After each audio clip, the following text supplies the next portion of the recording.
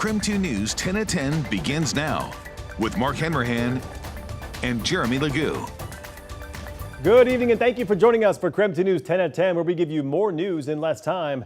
Let's get started. First up tonight, we have got more freezing fog on the way, and that could spell trouble for your commute tomorrow morning. Chief Meteorologist Jeremy Legoo joining us live now with what we can expect when we wake up. Jeremy?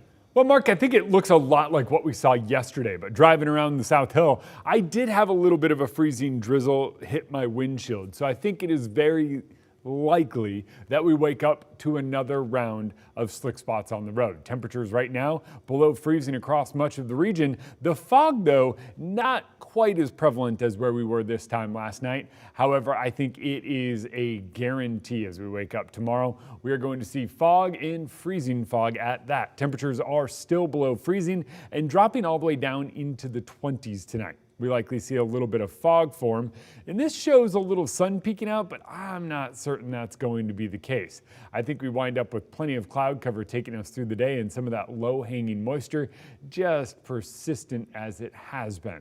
Next couple of days, though, I think we do wind up drying out enough that we see a little bit of sunshine. Tomorrow, we're going to top out right near freezing, and it's likely cloudy, much like what we saw today. Thursday, I think we make it into the mid-30s. That's above freezing, and we might even see a peak of sun. It's not near as prevalent as Thursday and Friday look on the 3-day, but I still think we might see some breaks in the clouds nonetheless. Oh, hold on hope for that one, Jeremy. Thank you very much. At least one person died in a crash by the Washington-Idaho state line this afternoon. It happened about 7 miles east of Pullman, according to the Washington State Patrol. The crash happened at around 3 this afternoon on State Route 270 at Airport Road.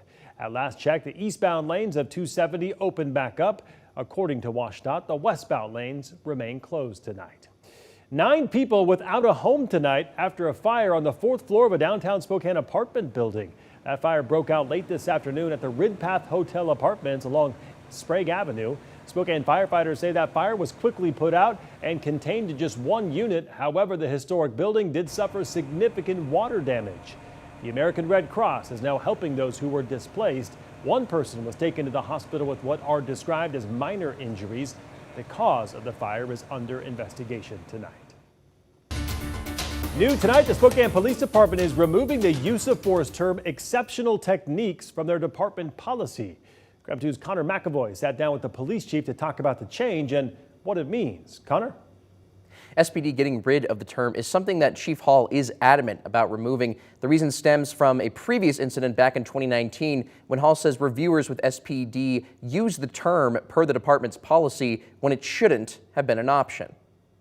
Former Spokane police officer Christopher Henderson was fired in 2020 after using excessive force on a suspect resisting arrest and assaulting him. Police say Henderson kicked the suspect in the genitals while handcuffed. During the review, as different levels of review occurred, the terminology exceptional technique was used to sort of justify the action, and that was problematic. Spokane Police Chief Kevin Hall says the term used in that instance wasn't appropriate.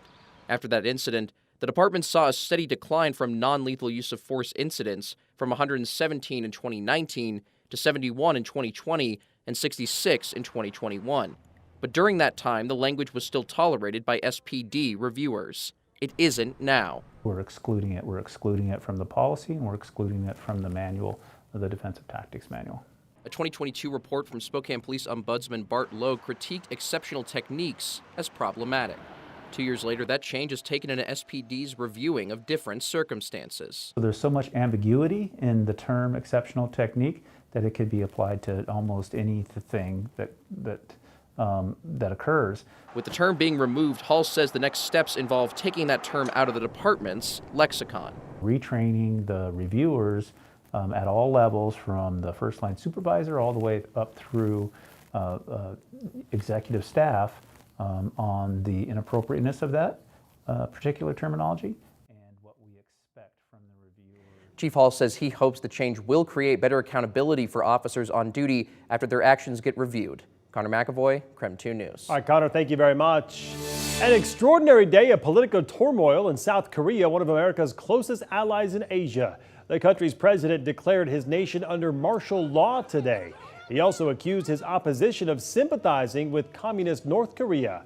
Thousands of protesters descended on the South Korean National Assembly after that announcement. Less than 3 hours later, the South Korean parliament defied the president, voting unanimously to suspend and overturn that decree. President Yoon backed down. Martial law bans protest and demonstration, prohibits any political activities, and takes control of all media. South Korea is a vital regional ally of the U.S. with more than 28,500 U.S. troops stationed at bases throughout the country.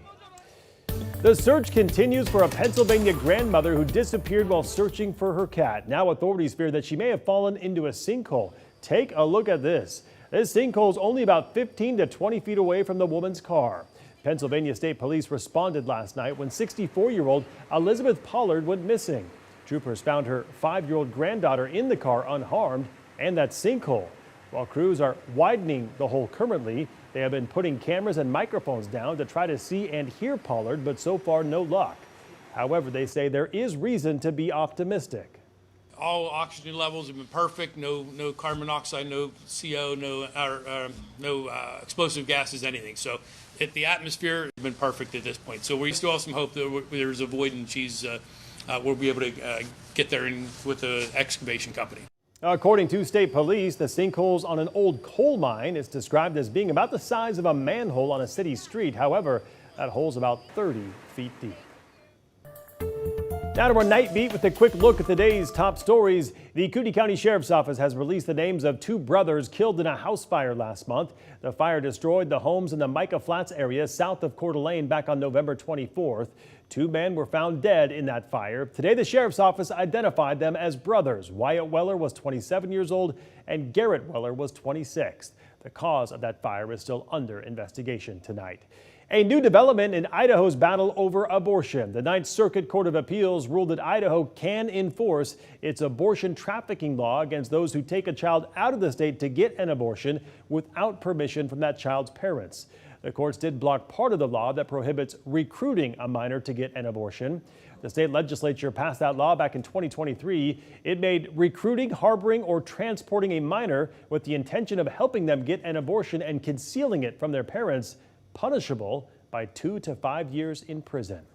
And starting next year, the city of Spokane will now have a green food and yard waste bin removal available for January, February, and December of 2025. The waste will be picked up the first full week of each month to be composted. Right now, the cost for these green bins are about $20 for a 9-month service. That will go down next year to $18 for 12 months. And that was your Night Beat. To get more about any of these stories, just head to our website. That's KREM.com. More than a week after a little girl lost her life in a crash in North Idaho, her brother is now out of the hospital. The Corollo family was on their way to a hockey tournament in Canada when that crash happened in Elmira. 5-year-old Amelia died. Now 7-year-old Patrick is recovering with his grandparents. Their mother is expected to be released from the hospital this week, but still has a long road to a full recovery.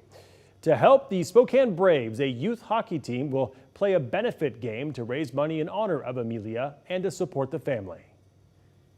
We would love to see, as many people here and maybe sell the place out, which would be awesome, and, really show that support. And I know from me and just everyone here at Eagles Ice Arena, we can't thank the community enough for what they've done for this family. A game takes place December 21st. $5 of every ticket sold will be donated directly to the Corollos. And that was your KREM 2 News 10 at 10, where you get more news in less time.